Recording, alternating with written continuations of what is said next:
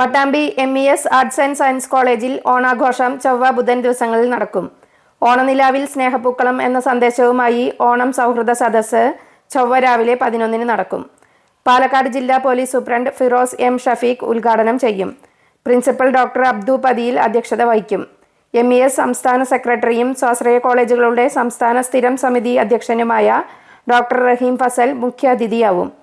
ജില്ലാ library council president professor doctor CP Chitrabhanu, Solace അംഗവും Pattambi Lions Club പ്രസിഡന്റുമായ EK Babu, college chairman N. Abubakar, secretary Hamsa K. Sayyid, vice chairman M. Abdulla, MES CBSE board chairman doctor KP Abubakar, MES taluk secretary T. Abdullakutty, PTA vice president Sulaiman Vilathur തുടങ്ങിയവർ സംസാരിക്കും.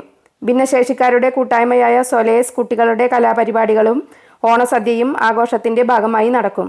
വിദ്യാർത്ഥികളുടെ വിവിധ ഓണ മത്സരങ്ങളും സംഘടിപ്പിച്ചിട്ടുണ്ട്.